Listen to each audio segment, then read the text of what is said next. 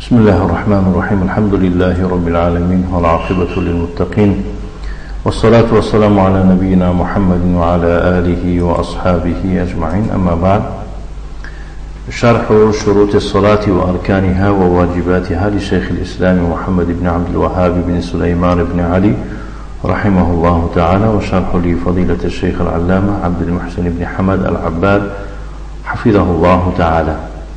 اینک ما درس خود را دوام میدیم از شرح شرطهای نماز و ارکان و واجبات آن از آن شیخ الاسلام محمد بن عبد الوهاب بن سليمان بن علي رحمه الله تعالى، شرح از آن شیخ علامه عبد المحسن بن حمدی عباد، الله سبحانه و تعالی این کس را محافظت کنند.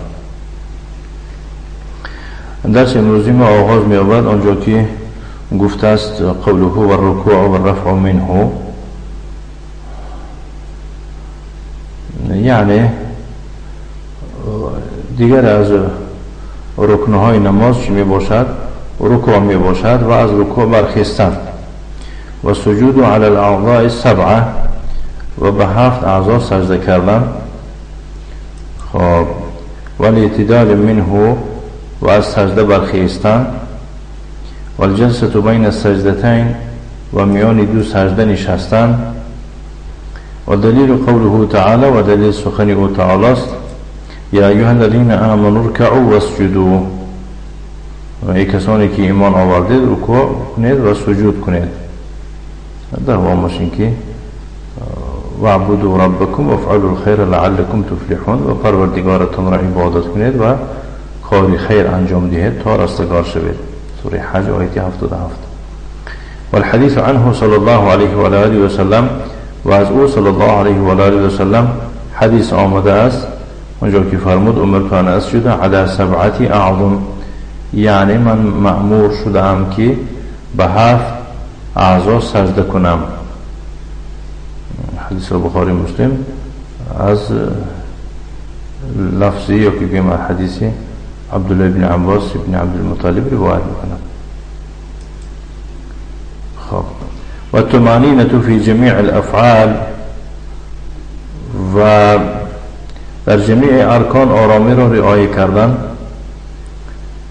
و ترتیب بین الارکان، در جمیع ارکان رعایت کردن ترتیب هم رکن می باشد، فرض می باشد. و دلیل حدیث المسیء صلاته عن ابي هريرة رضي الله عنه قال بينما نحن جلوس عند النبي صلى الله عليه وعلى آله وسلم إذ دخل رجل فصلى فسلم على النبي صلى الله عليه وعلى آله وسلم فقال. و دلیل حدیث آن کسی است که نماز خود را بعد انجام داد از ابو هریره رضی الله عنه روایت میکنند که چنین گفت: خب زمان ما در نزد پیغمبر صلی الله علیه و آله و سلم نشسته بودیم و ناگاه مردی وارد شد و نماز گزارید و بعد از آن به پیغمبر صلی الله علیه و آله و سلم سلام داد. پس پیغمبر صلی الله علیه و آله و سلم برایش چنین فرمود: ارجع فصلی فانک لم تصلی فعلها 3، برو نماز گزار زیرا تو نماز نگزاریدی. این رو 3 مرتبه انجام داد. ثم قال، سپس گفت: والذي بعثك بالحق نبيا لا أحسن غير هذا فعلمني. فقال له النبي صلى الله عليه وآله وسلم، گفت قسم به ذاتی که تو را با حق پیغمبر کرده فرستانید، من از این بهترش را نخواهم گزارید، یعنی نتوانم گزارید، مرا تعلیم بده. بس پیغمبر صلی الله علیه و آله و سلم برایش چنین گفت: إذا قمت إلى الصلاة فكبر ثم اقرأ ما تيسر معك من القرآن ثم اركع حتى تطمئن راكعا ثم افعل ثم ارفع حتى تعتدل قائما ثم اسجد حتى تطمئن ساجدا ثم ارفع حتى تطمئن جالسا ثم افعل ذلك في صلاتك كلها.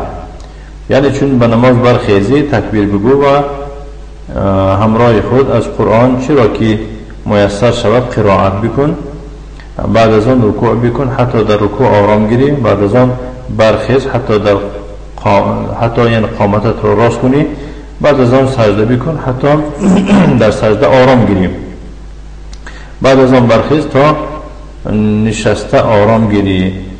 سپس این رو در همین نمازهایت انجام بده. نعم. شيخ شارح می‌فرماید که هذه سبعة من أركان الصلاة كلها أفعال. این یعنی از ارکان نماز 7 می باشد که همه اینها چی رکن فعلی می باشند، افعال. وقد دل عليها جميعها حديث المسيء صلاته رواه البخاري ومسلم عن أبي هريرة رضي الله عنه. و به این یکی به همه اینها دلالت میکند، یکی دلیل میشود حدیثی آن کسی که نمازش را به طریق خوب انجام نداد. این حدیث را بخاری و مسلم روایت میکنه از ابو هریره رضی الله عنه. و حدیث السجود على الاعضاء السبعه اخرجه البخاری، حدیث را که آیدی به 7 عضو سجده کردن را بخاری تخریج میکند عن ابن عباس، از ابن عباس یعنی از عبدالله ابن عباس ابن عبدالمطلب رضی الله عنه قال گفت قال النبی صلی الله علیه و آله و سلم، پیغمبر صلی الله علیه و آله و سلم چنین فرمود که امرت ان اسجد على 7 اعظم، من مأمور شدگی هستم، یعنی الله مرا امر فرموده است تا به 7 عضو سجده بکنم. على الجبهه به پیشانی، و اشار بیده على انفه، وقتی که پیشانی را ذکر کرد اشاره به بینیش کرد، یعنی که همراهی بینی پیشانی رو گذاشتن یک عضو حساب میشد. والیدین و رکبتین و دو دستو و دو زانو و اطراف القدمین و اطراف قدم ها. ولا نکفیت الثياب و الشعر، و نباید که در هنگام سجده فرامدن جامه را چکار کنم، یعنی بر بزنم، بردارم و همچنین موی سر را. حدیث را مسلم روایت میکنه. و طمأنینة فی الارکان الهدوء و عدم العجله، آرامی در رکنها یعنی این آرامی است که شتاب نکردن را میگویند. فلا ینقروا هذه الافعال، این افعال را مانندی مرغ چه نور زده شتاب نمی کند. خب بل یطمئن فیها، بلکه در این ارکان آرامانه او که آرامی را برعایت میکند. سواء طال الاطمئنان او قصر، فرق ندارد این آرامی طول کشد یا که کوتاه باشد. و اما ترتیب فیاتی بها مرتبه، اما شما درباره ترتیب باشد یعنی همین این ارکان را با ترتیب انجام میدهد. القیام ثم رکوع، و القیام را به جا میارد، بعد از آن رکوع را، ثم الرفع منه، بعد از آن از رکوع برخیستن، ثم السجود، بعد از آن سجده کردن، ثم الجلوس بین السجدتین، بعد از آن میان دو سجده والجلوس بین السجدتین، میان دو سجده نشستن. فلو سجد ناسیا قبل ان یرکع وجب علیه ان یرجع، اگر به فراموشی پیش از رکوع کردن چیکار کند؟ سجده بکند، واجب است به او برگردد. لیأتی بالرکوع، تا آنکه رکوع را اول بجا آرد. ثم السجود، بعد از آن سجود را. ولا یعتد بالسجود الذي حصل منه سهوا، حسابیده نمیشود همان سجود را که پیش از رکوع باری اول چیکار کرد؟ سجده انجام داده و به حساب نمیرود. اول باید که چیکار کند؟ رکوع را بجا آرد و باری نو که در بعد از آن چیکار میکند؟ سجده میکند.